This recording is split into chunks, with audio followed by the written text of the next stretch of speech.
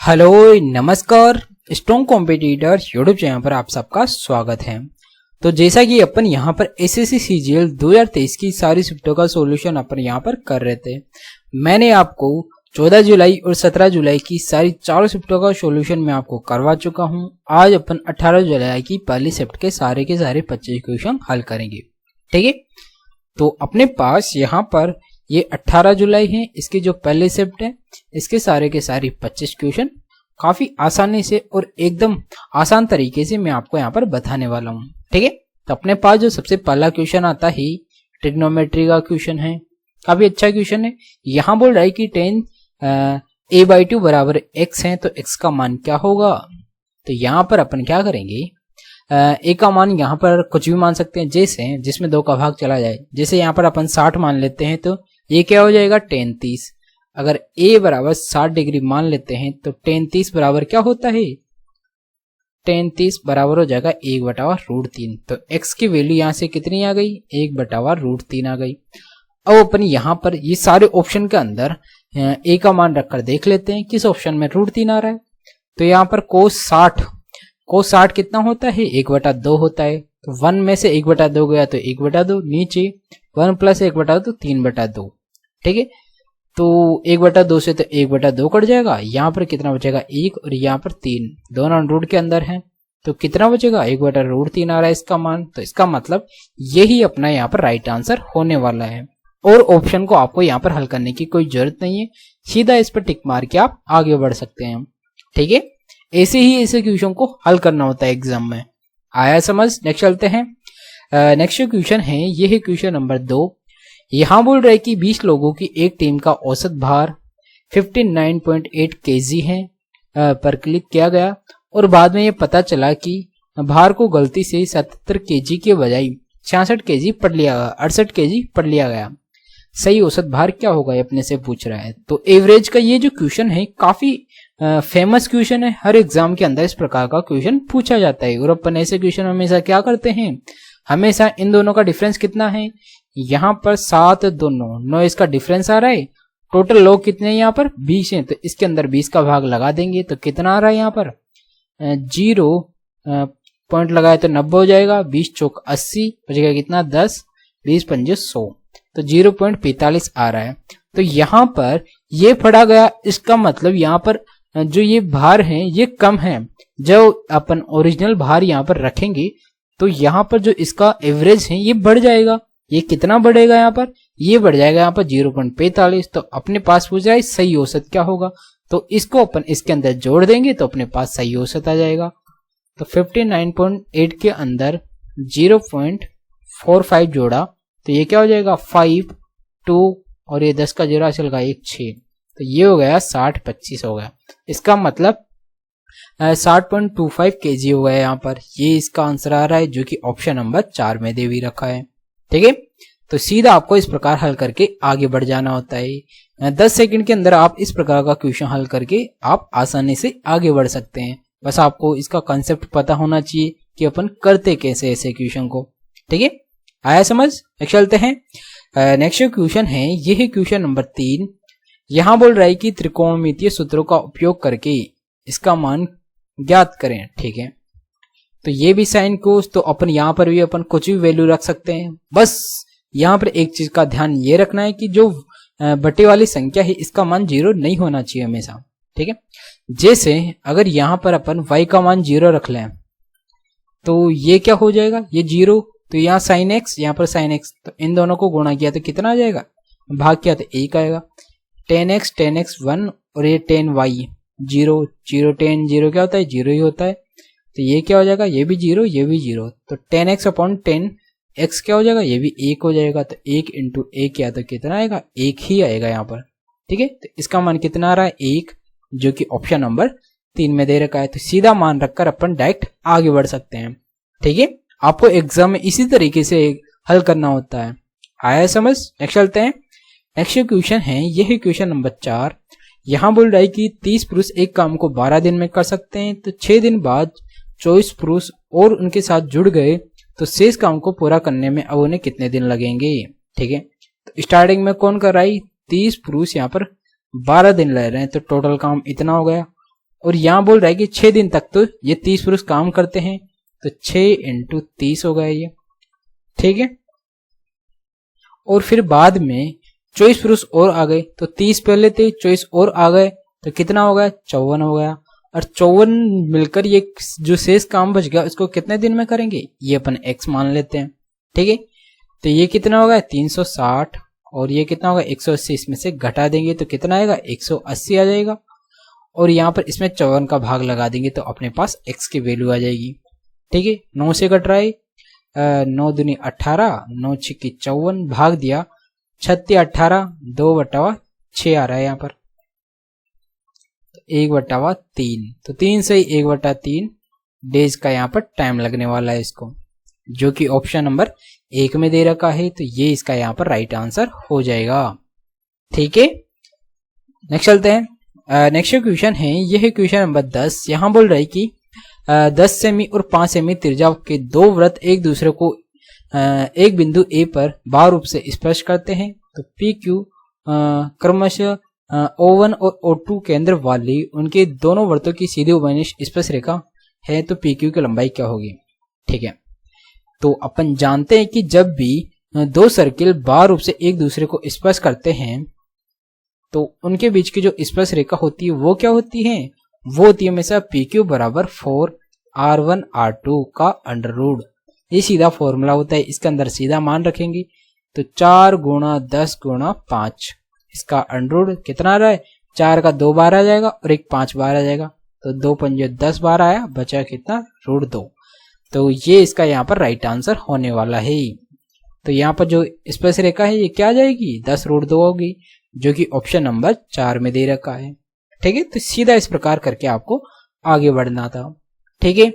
और जब ये दोनों अगर एक दूसरे की टच नहीं करते और डी डिस्टेंस पर होते ये दोनों, ठीक है, एक दूसरे के केंद्र के बीच की दूरी क्या होती है, डी होती, तो इसका PQ का फॉर्मूला क्या होता है, यहाँ पर ये हो जाता d का square minus R1 minus R2 का होल स्क्वायर और इसका अंडर रूट, ये होता है यहाँ पर, ठीक है।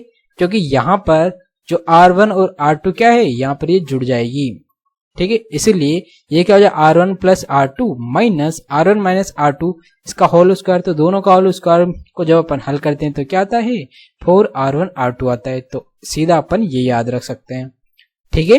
तो इसीलिए जब दो सर्किल एक दूसरे को बा बिंदु पर स्पर्श करते हैं तो उनके बीच की जो स्पर्श रेखा होती है वो क्या होती है, हमेशा PQ बराबर अंडर 4R1 R2 होती है, ठीक है। इस चीज को आपको ध्यान रखना है। नेक्स्ट चलते हैं। नेक्स्ट क्वेश्चन है, ये है क्वेश्चन नंबर 6 और ये चोर पुलिस का क्वेश्चन आपको हर शिफ्ट में देखने को मिलता है।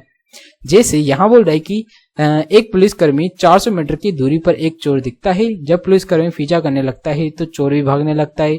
यदि चोर की चाल 32 किलोमीटर और पुलिस की चाल 40 किलोमीटर प्रति घंटा है तो पुलिसकर्मी द्वारा पकड़े जाने से पहले चोर कितनी दूरी भाग चुका होगा, ठीक है। तो सबसे पहले अपन टाइम निकाल लेंगे, 400 मीटर के बीच के डिस्टेंस है, दोनों के बीच की समान दिशा में भाग रहे हैं, तो इनका अपन सापेक्ष स्पीड लेंगे जो कि कितनी आएगी, इन दोनों का डिफरेंस होगा, ये हो जाएगी 8 किलोमीटर प्रति घंटा। इसको मीटर पर सेकंड में बदलने के 5/28 से गुणा करेंगे, ये हो जाएगा अपने पास टाइम।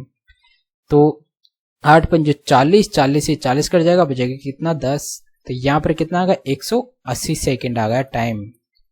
अब यहाँ 180 सेकंड के अंदर चोर कितनी दूरी भाग चुका होगा ये अपने से पूछ रहा है, तो डिस्टेंस बराबर ये हो जाएगा 180 इंटू चोर की स्पीड क्या है, यहाँ पर चोर की स्पीड 32 किलोमीटर है, तो 32 इंटू 5/18, 18 से 18 कट जाएगा, 32 पंजे कितना होता है, 5 दूना 10, 16, तो ये हो गया अपने पास 1600 मीटर, ठीक है। तो डिस्टेंस कितनी आ गई 1600 मीटर, जो कि ऑप्शन नंबर 3 में दे रखा है, तो इस पर टिक मार के आप आगे बढ़ सकते हैं, ठीक है। हमेशा आपको इसी तरीके से इसी क्वेश्चन को हल करना है। पहले आपको इनके बीच के टाइम निकाल लेना है, और टाइम और यहाँ पर इसकी स्पीड दे रखा है तो डिस्टेंस, चोर की डिस्टेंस यहाँ पर आ जाएगी, ठीक है। इस प्रकार हल करके आप आसानी से आगे बढ़ सकते हैं। नेक्स्ट चलते हैं। नेक्स्ट क्वेश्चन है, ये है क्वेश्चन नंबर 7। यहाँ बोल रहा है कि कौन सी संख्या इससे पूर्णतः विभाजित होगी, ठीक है। तो ऐसे क्वेश्चन में अपन क्या करते हैं, जिसकी पावर सबसे कम है उसको कॉमन ले लेते हैं। जैसे 4 की पावर 12 यहाँ पर कॉमन ले लिया, तो यहाँ कितना बच गया 1 बच गया, यहाँ कितना बचेगा 4 बचेगा, यहाँ कितना बचेगा, 4 का स्क्वायर बचेगा और यहाँ पर 4 का क्यूब बचेगा। ठीक है, अब इसको हल किया, 4 का क्यूब कितना होता है 64 प्लस ये हो जाएगा 16 प्लस 5, तो ये कितना होता है 64 और 16 80 5 85, तो ये हो गया 85 इंटू 4 की पावर 12, ये बन रहा है इसका मान। अब यहाँ बोल रहे कौन सा विभाजित करेगा, तो 85 को कौन विभाजित करता है, 27 ऐसी संख्या जो 85 को डिवाइड करता है, तो इसलिए ये पूर्णतः 17 से विभाजित होगा। तो यहाँ पर ये अपना आंसर हो जाएगा। ठीक है, इस पर टिक मार के आप आगे बढ़ सकते हैं। ठीक है, आया समझ। कॉमन लेके अपन जो बच गया उसको ब्रैकेट को हल कर लेते हैं और वो संख्या हमेशा ऑप्शन में से किसी एक से हमेशा कटेगी। ठीक है, और वही अपना आंसर हो जाएगा। नेक्स्ट चलते हैं। नेक्स्ट क्वेश्चन है, ये है क्वेश्चन नंबर 8। यहाँ बोल रहा है कि मान लीजिए एबीसी एक ट्राइंगल पी क्यू आर की क्रमशः पी क्यू क्यू आर और पी आर के मध्य बिंदु। यदि ट्राइंगल पी क्यू आर का क्षेत्रफल 32 सेंटीमीटर स्क्वायर है तो ट्राइंगल एबीसी का क्षेत्रफल क्या होगा।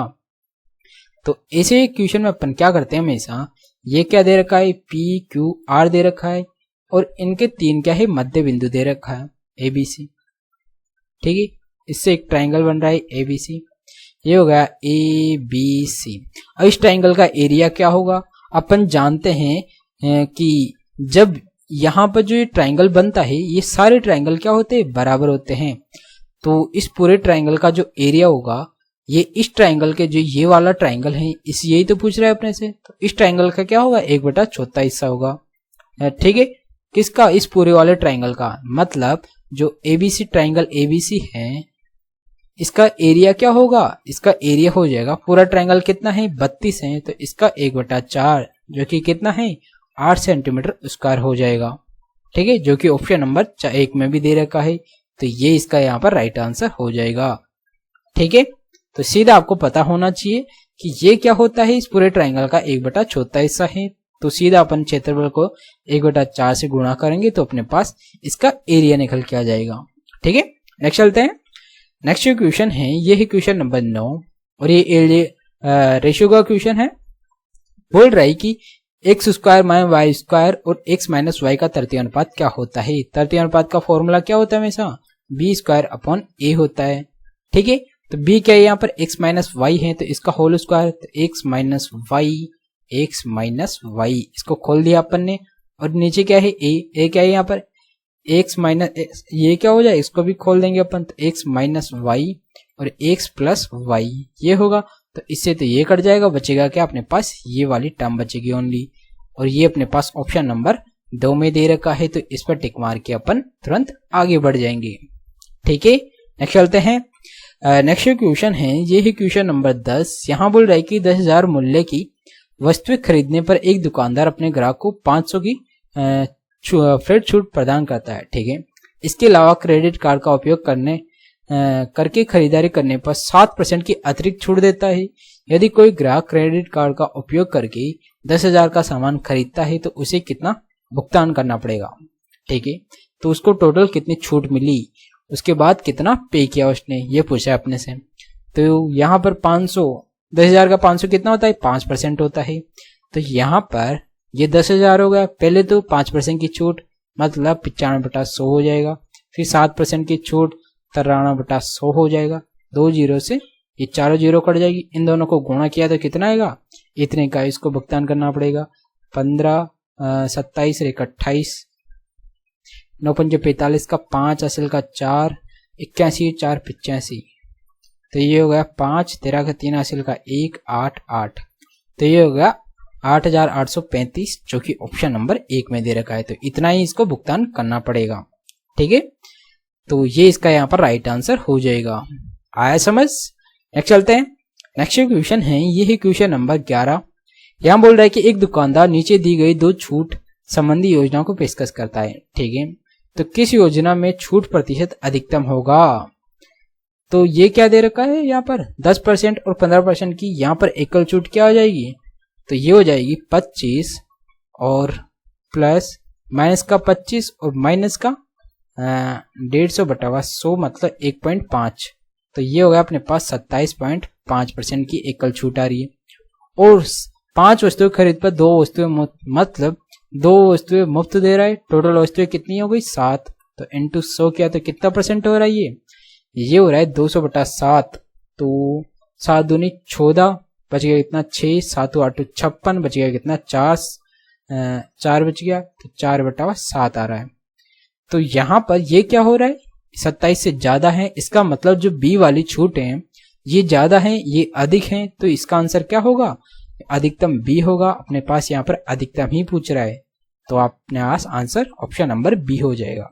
ठीक है, इस पर टिक मार के आप आगे बढ़ सकते हैं। चलते हैं, नेक्स्ट क्वेश्चन है, ये है क्वेश्चन नंबर 12। सरल करें तो इसको भी अपन क्या करेंगे, सीधा फॉर्मूला लग रहा है यहाँ पर, a प्लस बी का whole square minus a minus B का होल स्क्वायर। तो ये क्या होता है, ये अपन ने सीधा जो 2 सर्किल थे कौन से, ये वाले, इसके अंदर जो त्रिज्या थी ये वाला फॉर्मूला यहाँ पर लगेगा। कैसे, a प्लस बी और a माइनस बी का होल स्क्वायर वाला, तो इसमें क्या आता है 4r1 r2 आता है, तो यहाँ पर भी यही होगा। ये क्या हो जाता है 4a इंटू बी, तो a क्या है यहाँ पर, ये हो जाएगा 326 इंटू बी क्या यहाँ पर 222, अपन में क्या दे रखा है 326 गुणा 222 दे रखा है। तो इन दोनों से तो ये दोनों कट जाएगा, बचेगा क्या यहाँ पर 4 बचेगा ओनली, जो कि यहाँ पर ऑप्शन नंबर 2 में दे रखा है। तो ये इसका यहाँ पर राइट आंसर हो जाएगा। ठीक है, तो सीधा आपको ऐसे क्वेश्चन को वर्बली ही हल कर लेना है, 5 सेकंड के अंदर ऐसे क्वेश्चन को हल करना होता है एग्जाम में। ठीक है, नेक्स्ट चलते हैं। नेक्स्ट क्वेश्चन है, ये है क्वेश्चन नंबर 13। यहाँ बोल रहा है कि निम्न में कौन सी संख्या 24 से विभाज्य है। 24 से विभाज्य का मतलब वो यहाँ पर 3 से विभाज्य होगी, 8 से भी विभाज्य होगी। तो सारे ऑप्शन चेक कर लेंगे। 8 से भाग करने का मतलब लास्ट के 3 डिजिट में 8 का भाग जाना चाहिए, तो इसमें 8 का भाग जा रहा है क्या, 8 का भाग जा रहा है क्योंकि 5 का क्यूब है ये। और फिर 3 का भाग जा रहा है क्या, 3 के लिए अपन जोड़ के अंकों का योग करके देख लेंगे।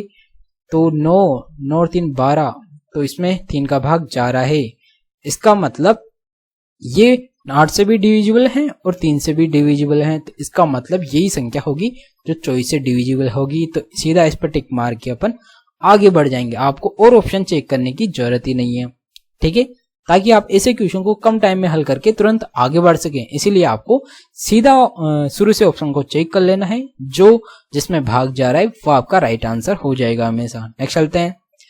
नेक्स्ट क्वेश्चन है, ये है क्वेश्चन नंबर 14।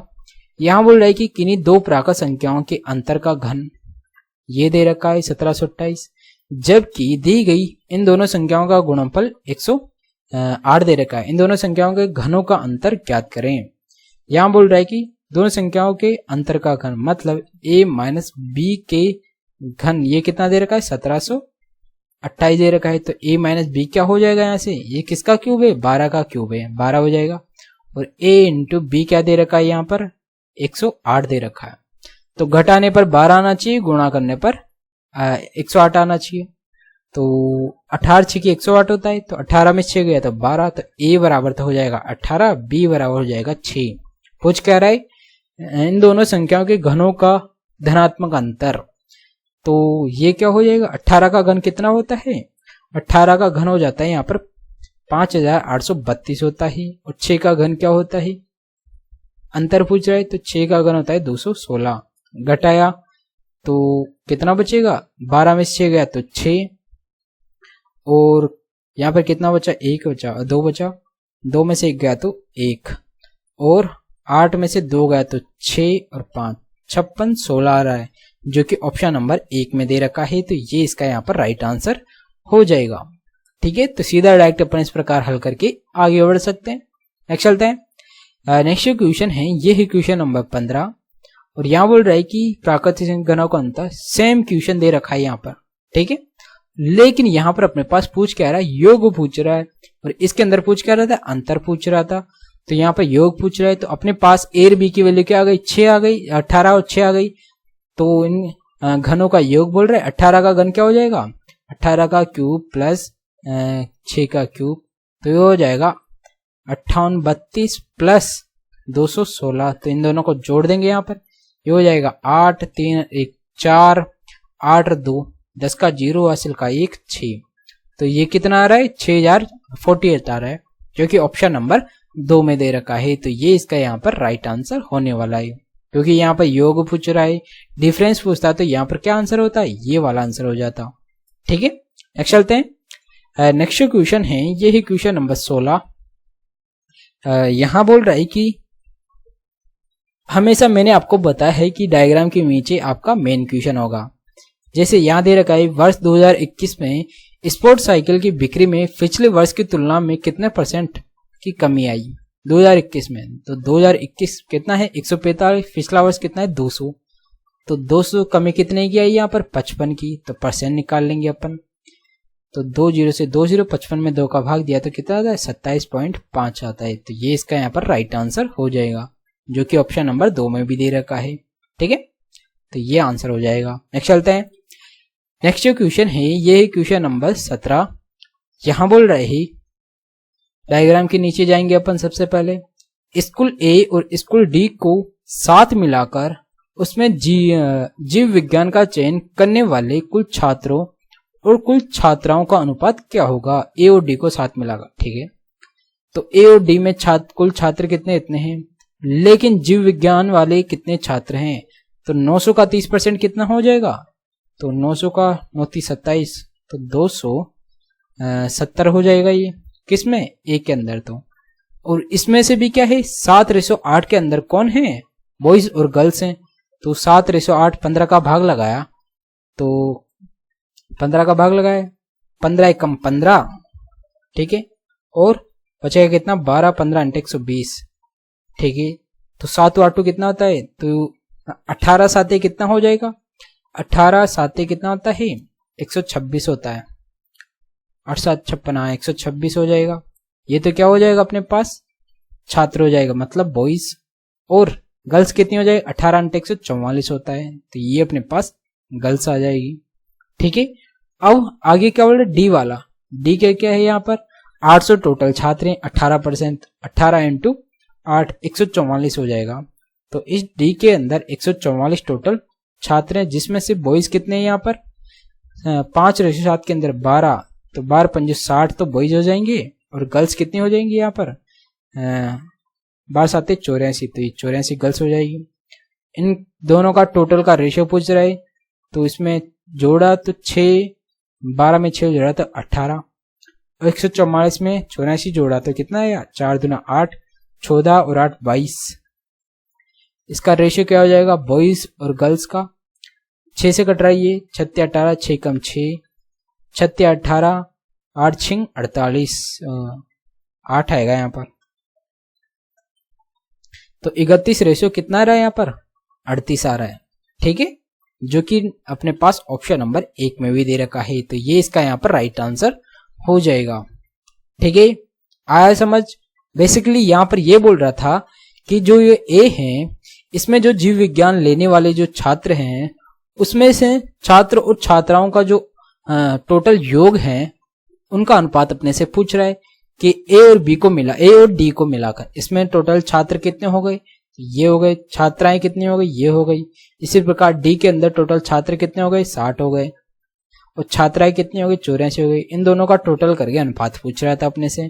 ठीक है, तो ये अपने पास कितना आ गया 31.38 आ गया, 31:38 आ गया। ठीक है, नेक्स्ट चलते हैं। नेक्स्ट क्वेश्चन है क्वेश्चन नंबर 18। यहाँ बोल रहा है कि 320 मीटर और 540 मीटर की लंबाई वाली 2 ट्रेनें पी और क्यू समांतर पटरियों पर 108 और 144 किलोमीटर प्रति घंटे की चाल से एक ही दिशा में चल रही है। ठीक है, ट्रेन एक दूसरे को पूरी तरह पार करने में कितना समय लेगी, ये अपने से पूछ रहा है।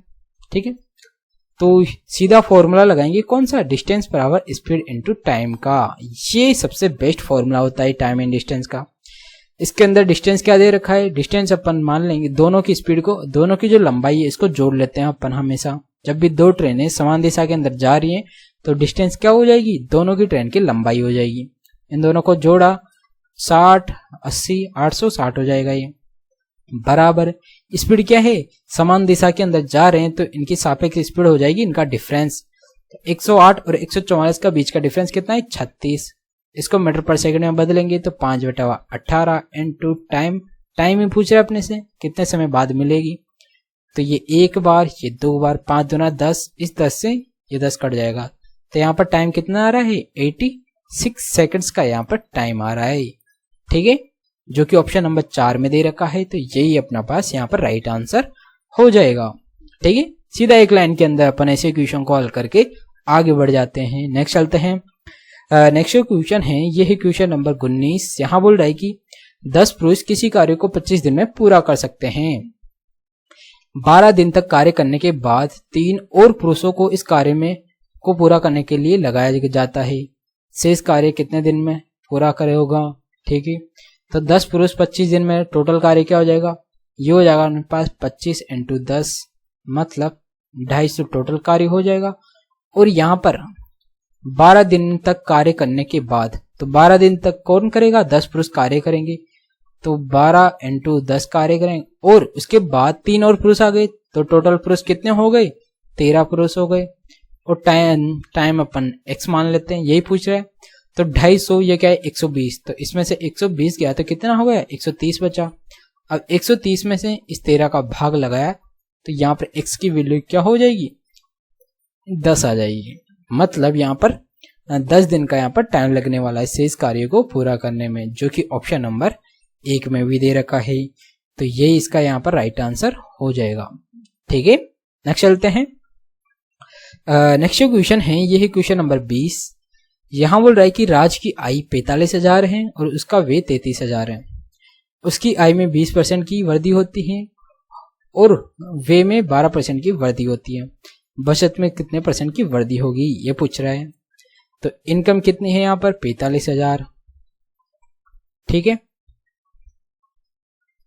एक्सपेंडिचर कितना है यहाँ पर, 33,000 का।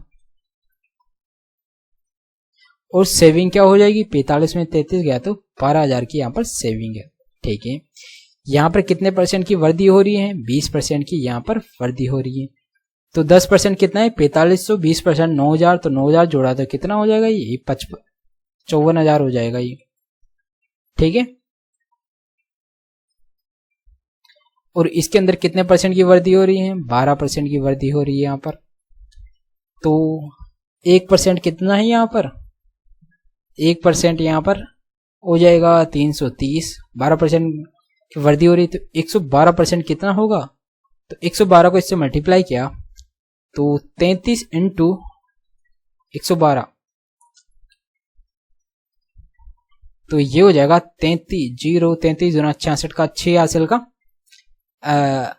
हासिल का 6, 33 और 6 कितना होता है, 39 का 9 हासिल का 3, 33 और 3 कितना होता है, 36। तो 36,960 आ रही है, 36,960 आ रही है। ठीक है, अब यहाँ पर सेविंग कितनी होगी, 54 में से ये घटाया तो सेविंग कितनी आएगी, 0। 10 में से 6 गया तो 4, 9 में से 9 गया 0, 14, या कितना बचा, 3 बचा। 13 में से 6 गया तो 7, और यहाँ पर कितना बचा, 1 बचा। ठीक है, तो यहाँ पर वृद्धि कितने की हो रही है, 5,040 की वृद्धि हो रही है। यहाँ पर कितने पर, 12,000 पर। % निकाल लेंगे तो इन 3 जीरो से नीचे की 3 जीरो कट जाएगी, 12 का भाग दिया, 12 चौक 48, बचेगा कितना, 2, 12 दूना 24। तो यहाँ पर कितने % की वृद्धि हो रही है, 42% की वृद्धि हो रही है। ठीक है, तो यहाँ पर कितने % की वृद्धि होगी, 42% की यहाँ पर वृद्धि हो जाएगी। यही अपने से पूछ रहा है कि बचत में यहाँ पर कितने % की वृद्धि हो रही है, तो 42% की वृद्धि हो गई, जो कि ऑप्शन नंबर 2 में दे रखा है। तो ये अपना यहाँ पर राइट आंसर होने वाला है। ठीक है, नेक्स्ट चलते हैं। नेक्स्ट क्वेश्चन है, ये है क्वेश्चन नंबर 21। यहाँ बोल रहा है कि 5 वर्ष का साधारण ब्याज मूलधन के 25% के बराबर है। तो अगर मूलधन 4 है तो ब्याज कितना होगा, 1 होगा। 5 वर्ष का ये कितने वर्ष का, 5 ईयर्स का। और कितने वर्ष बाद ब्याज मूलधन के बराबर होगा, तो ये इसके बराबर करने के लिए इसको 4 से गुणा किया तो 4 हो गया, तो इसको भी अपने को 4 से गुणा करेंगे तो ये कितना होगा, 20 वर्ष। तो यहाँ पर जो ब्याज है मूलधन के बराबर करने के लिए इसको 20 वर्ष का टाइम लगने वाला है, जो कि ऑप्शन नंबर 4 में दे रखा है। तो इस पर टिक मार के आप सीधा आगे बढ़ सकते हैं। ठीक है, नेक्स्ट चलते हैं। नेक्स्ट क्वेश्चन है, ये है क्वेश्चन नंबर 22। यहां बोल रहा है कि ए एक काम को 20 दिन में पूरा कर सकता है और बी उसी काम को 15 दिन में पूरा कर सकता है। बी ने 9 दिन तक काम किया, फिर काम छोड़ दिया। बचे हुए काम को ए को के लिए कितने दिन का समय लगेगा पूरा करने में। ठीक है, ए को यहाँ पर 20 दिन लग रहे हैं बी को यहाँ पर 15 दिन का टाइम लग रहा है। दोनों की लघुत्तम हो जाएगा यहाँ पर 60, इसकी एफिशिएंसी 3, इसकी एफिशिएंसी 4, दोनों की टोटल 7।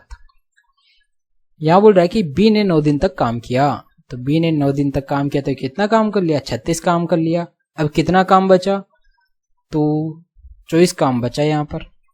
अब 24 काम को कौन करेगा, ए अकेला। शेष काम को कितने दिन में करेगा, 3 की एफिशिएंसी से, तो यहाँ पर 8 दिन लगेंगे इसको, इस काम को पूरा करने में, तो 8 दिन इसका आंसर हो जाएगा।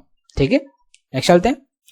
नेक्स्ट क्वेश्चन है, यह है क्वेश्चन नंबर 23। यहाँ बोल रहा है कि 15 सेंटीमीटर और 13 सेंटीमीटर त्रिज्या वाले 2 संकेंद्रीय वृत्त हैं। ठीक है, बड़े वृत्त के जीवा की लंबाई ज्ञात करें जो छोटे वृत्त की स्पर्शरेखा है। ठीक है, तो यहाँ पर 2 सर्किल हैं। यहाँ बोल रहा है कि जो बड़े वृत्त की जो जीवा है वो क्या है, छोटे वृत्त की यहाँ पर स्पर्शरेखा है। ठीक है, ये यहाँ पर क्या है, स्पर्शरेखा है। और जो बड़े वृत्त की जो त्रिज्या है ये कितनी है, 15 सेंटीमीटर है, तो ये हो गए अपने पास 15 हो गई। और छोटे वृत्त की कितनी है त्रिज्या, छोटे वृत्त की त्रिज्या हो गई अपने पास 13 सेंटीमीटर हो गई। ये 15 हो गई, ये 13 हो गई, तो ये कितनी आएगी, ये 90 डिग्री का कौन बनाता है हमेशा, तो 15 का स्क्वायर 225 में से 13 का स्क्वायर घटा देंगे, विंग 69। 15 में से 9 गया तो 6, 11 में से 6 गया तो 5, तो रूट 56 आ रहा है।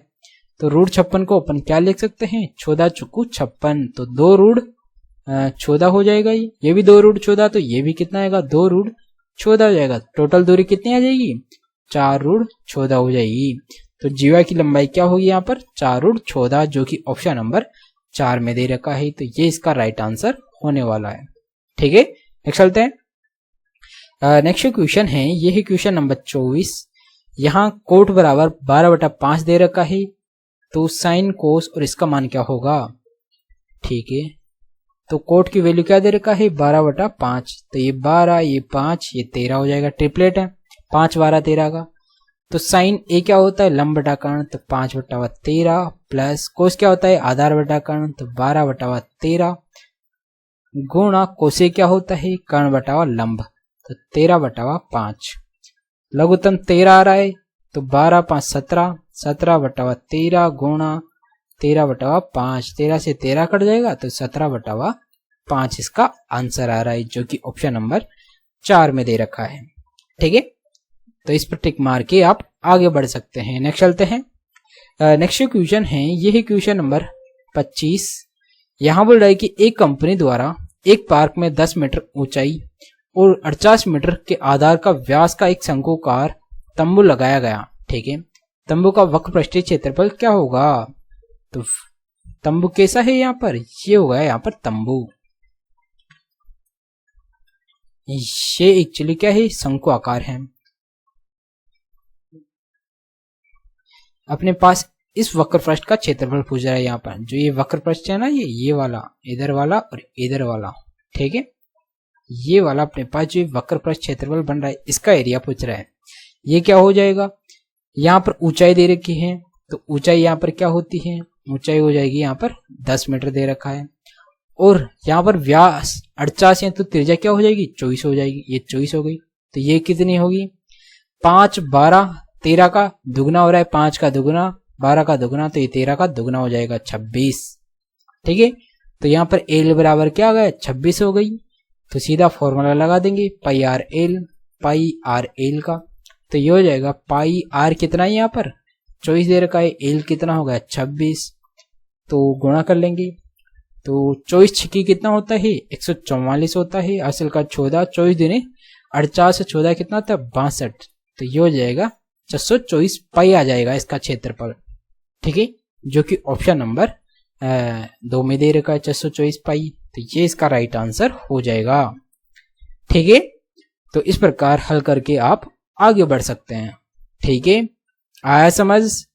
तो ये थे आज के सारे 25 क्वेश्चन। तो आई होप आपको ये वीडियो अच्छा लगा होगा, और अगर आपको ये वीडियो अच्छा लग रहा है तो वीडियो को लाइक करिएगा, और अगर आपने अभी तक चैनल को सब्सक्राइब नहीं किया है तो चैनल को सब्सक्राइब भी कर दीजिएगा। और अगर आपको इसकी सॉल्यूशन पीडीएफ चाहिए तो वो आपको टेलीग्राम चैनल पर उपलब्ध हो जाएगी, वहां से आप सारी वीडियो की पीडीएफ एक साथ प्राप्त कर सकते हैं। ठीक है, तो आज के लिए इतना ही, तो मिलते हैं एक और नए वीडियो के साथ। So guys, thank you.